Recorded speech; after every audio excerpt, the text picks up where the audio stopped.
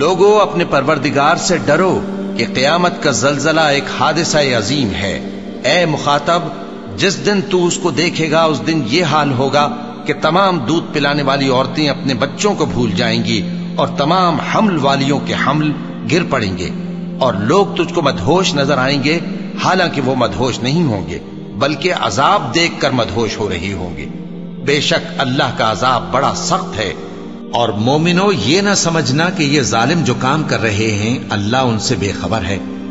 وہ ان کو اس دن تک مہلت دے رہا ہے جبکہ دہشت کے سبب آنکھیں پھٹی کی پھٹی رہ جائیں گی اور لوگ سر اٹھائے ہوئے میدان قیامت کی طرف دوڑ رہے ہوں گے، ان کی نگاہیں خود اپنی طرف لوٹ نہ سکیں گی اور ان کے دل مارے خوف کے ہوا ہو رہے ہوں گے، اور جو میری نصیحت سے منہ پھیرے گا اس کی زندگی تنگ ہو جائے گی اور قیامت کو ہم اسے اندھا کر کے اٹھائیں گے۔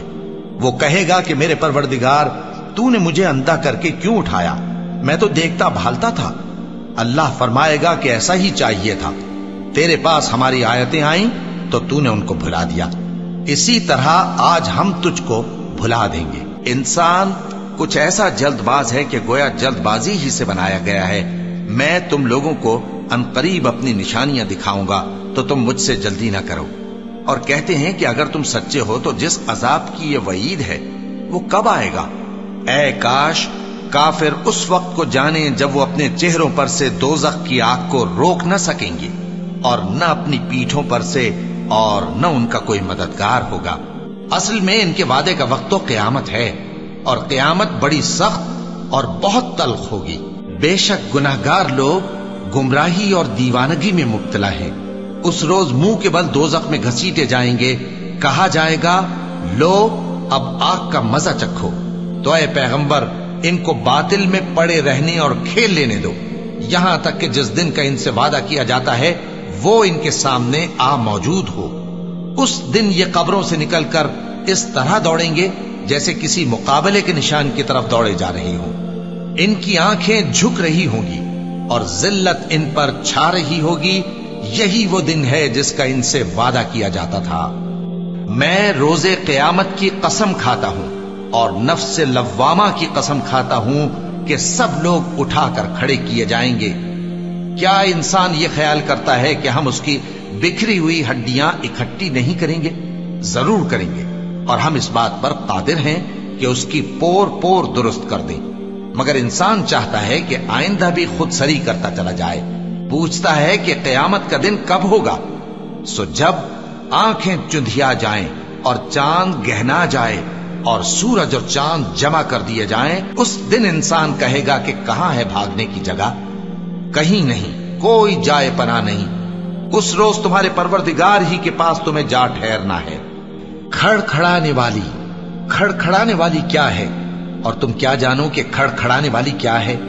وہ قیامت ہے جس دن لوگ ایسے ہوں گے جیسے بکھرے ہوئے پروانے، اور پہاڑ ایسے ہو جائیں گے جیسے دھنکی ہوئی رنگ برنگی اون۔ جب آسمان پھٹ جائے گا اور جب تارے جھڑ پڑیں گے اور جب سمندر ابل پڑیں گے اور جب قبریں اکھیڑ دی جائیں گی، تب ہر شخص معلوم کر لے گا کہ اس نے آگے کیا بھیجا تھا اور پیچھے کیا چھوڑا۔ اے انسان، تجھ کو اپنے رب کریم کے بارے میں کس چیز نے دھوکہ دیا؟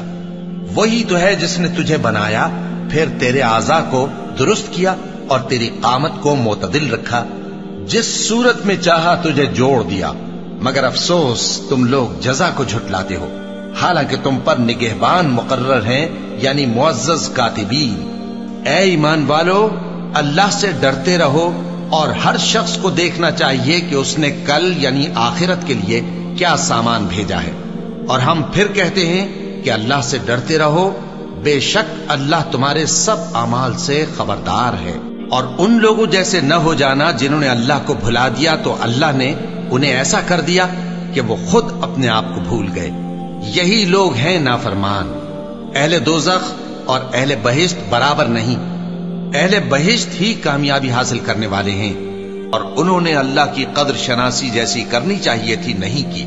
اور قیامت کے دن تمام زمین اس کی مٹھی میں ہوگی اور آسمان اس کے داہنے ہاتھ میں لپٹے ہوئے ہوں گے، اور وہ ان لوگوں کے شرک سے پاک ہے، بلند و برتر ہے۔